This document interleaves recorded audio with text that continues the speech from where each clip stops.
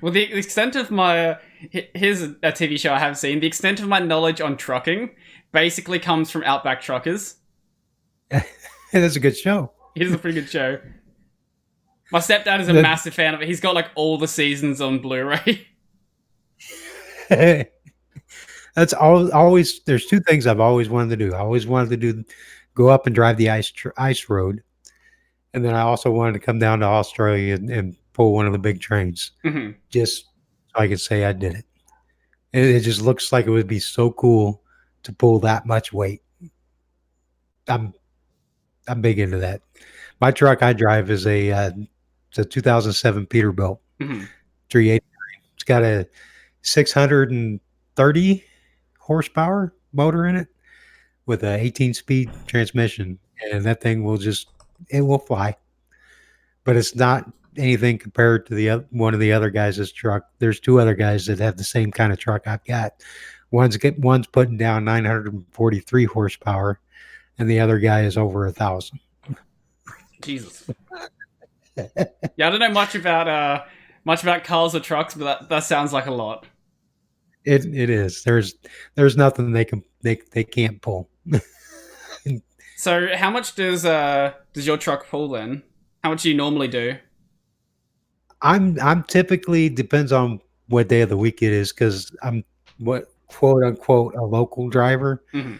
But it's on Mondays I'm usually just running local loads around, Western Michigan delivering, or down to Detroit and back delivering. And then the rest of the week, Tuesday and Wednesday, it's a little bit longer, but still in state. And sometimes Wednesday through Friday, I'm out of state, Right. 2 states away.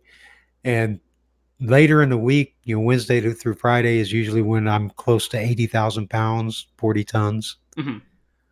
And the truck makes quick work of it going up and down the hills. So that's nice. The average truck here in America is somewhere between 350 to about 430 horsepower. Okay. So I'm 630, so I'm above average. And so that's so I can get my weight in and out of Yeah, the truck. that definitely will help, won't it? I'm losing weight. Just make sure you're always in orange light and wearing black shirts, and you don't even notice. Dude, I'm 243, so I'm there. Let's see what that is in kilograms. I have no idea. 2 kilogram. That is 110. Okay. I like your number better. 110. 110.223. Sure. Yeah. I think the only thing that I don't use the only thing I use in like the imperial system is for height. I do like feet and inches for height. Most people typically understand that. Yeah. But I just wish they would pick one for everybody. Yeah, well, that would be nice, but America kind of wants to do their own thing. I mean, I live here in Michigan, and we're real close to Canada, so we get Canadian trucks and traffic all the time. And you'll see, because our speed limit here in Michigan is 70 or 75 mile an hour. Yeah. And you'll see people coming over from Canada they see the 70 number, and they're taking kilometers per hour. Or you'll see the trucks come over, and they're, typically the trucks in Canada are what, 60 kilometers per hour, I think is what the Canadian speed limit is. So do you realize you're doing 90 kilometers an hour right now? Yeah. And it's like, dude, you guys need to like slow down. or the Canadian truck will come over and they're trying to do 65 mile an hour, but they're actually doing 60 kilometers an hour. And they're like, dude, you're going to get ran over. Well, I guess you could get like a speedometer that has a dual thing on it. Like some of the new digital ones, you can switch back and forth. Yeah, the old analog ones, even the one in my truck's got the kilometers on the scale below it. Okay, yep. But you can't really tell because where the needle is at, because you're looking at the point of the needle, where the number's at. then when you're looking at kilometers, it's Oh, down here where it's whiter, yeah. and you're going, am I doing 60 kilometers per hour or am I doing 70? I guess that's one reason to have your phone on you. You can get like the speed The apps, GPS. your GPS speed apps. That'll work. It's close enough. You're at least not going to be doing 60 kilometers an hour in a 60-mile-an-hour zone. Yeah, I've tried using some excuses with that, but it never works. Yeah, don't think it I've would. only I got I've only gotten like 3 speeding tickets in my life. So one of them was he was cool because they had just lowered the speed limit. He was just warning people about it. Hmm. Another another time I got a speeding ticket was actually on my logbook. Back in the old days, we had to have paper logs. Hmm. You know, whether you were actually driving or on duty, not driving, sleeping, and that kind of thing. Right. And the DOT cop was in Kentucky. She's going through my logbook. She's like, "Wow, you drove 180 miles in 2 hours." I'm like, "Did I?" She's like, "You marked it down. I guess you're gonna have to sit down for 8 hours." I'm like, "Shit." The my third speeding ticket was me and a flatbed was running down the interstate, and we were making good time. And there was this little black Taurus Hmm. that was running in front of us. And the dude, he'd get out, I'd get out, then the flatbed would get out.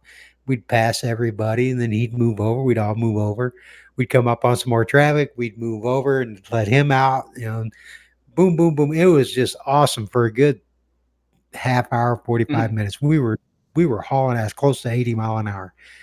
And we come up on some traffic, and he got caught. The car got caught up in the traffic. I couldn't slow down fast enough to let him out. So me and the flatbed just blew by him. Next thing you know, here comes this black Taurus all lit up with like a Christmas tree with disco lights Oh. going here. And it's like, shit. And he pulled us both over, and he comes up and he crawls up in my truck and gets in, and he sits down and he goes, I hated to do that. We were making such good time. He says, but there was just way too many witnesses. Hmm. But he said he clocked us at 78, 80, and 82 in a 65. And he wrote us for 66 or 67. I don't remember what it was now. Hmm. But it was only like a mile or two over was what he wrote the speed limit for. Okay, well that's That good. was in Indiana. If he had wrote it for 15 over in Indiana, it's automatic jail time Oh wow. in that state because that's considered reckless driving. Right. Okay. But he was cool.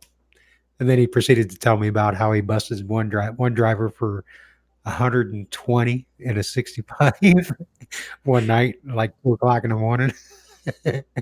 It was interesting. He was a cool cop though. Hmm. I've been pretty lucky with fines. I've never gotten a fine from driving. I did get a warning once because I had one of my brake lights out. But he was like, "Oh Oh, yeah, that's a hard one to test yourself. I guess I can just let you off with a warning. Just get it fixed tomorrow." It's like, "Okay, that's awesome. Thank you." the fix-it tickets are cool, but it's still, like on our CDL, that stuff still follows us around. Yeah. So the way they've set up the CVSA and the DAC driver, what is it called? Driver Accessibility Committee or whatever. It's a record that follows you everywhere. Right. So Okay. like if you get like a lot of shippers and receivers, they'll load you overweight and then they'll say, well, take it, we'll pay the fine. And the driver will say, well, okay. Hmm. But they don't stop to realize that shows up on your record. Right. They don't keep records on shippers and receivers because the shipper will just say, okay, an overweight ticket, that's going to cost $200 if you get a ticket. Hmm. But that's on your driving record. Whether or not they pay for it, that's your points. Right. Yeah. There's a lot of people and a lot of drivers here in the States that are they're either too afraid to say no or think they have to do whatever dispatch says. Hmm. And I've never been that way. I've been driving for 30 years.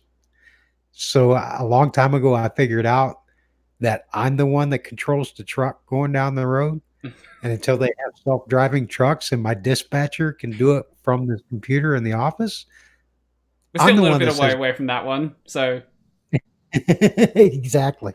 Well, they're saying that once the 5G network is all up and everything, that's all we need is the connectivity. But uh, here in the States, I don't honestly see it happening because you got to get the general public to accept it first. mhm. A lot of people's not going to be too excited about 80,000 pound vehicles running down the highway at 70 mile an hour with nobody controlling them. I reckon for the first couple of years, you're going to have a backup driver in them. Yep. I think they're probably going to have somebody on board all the time, no matter what, Mhm. because that stuff's going to break down. Oh, well, yeah, of course. You're gonna That's always going to be a big deal as well. you're going to have an onboard mechanic because it's not going to be something like on Wally where Mhm. there's a little cleanup robot that follows him around all the time. They're they're going to have to have somebody on board because lights are going to burn out, tires are going to blow, axles are going to break. Mhm. It's just normal wear and tear on a truck. So And that job would sort of shift from being a driving job to being just a mechanic job, basically. an on-duty mechanic. Right. And you're also going to have to probably be a part-time computer engineer Yeah, that as because well. Just in case something goes wrong on that front. shit will get hacked. That's the biggest worry, actually. It's not just the trucks going down the road at 80 miles an hour. It's the fact that at any moment, if there is a security breach, it could be hacked. Yep. And they've already proved that they can hack the self-driving vehicles in a heartbeat. Mhm.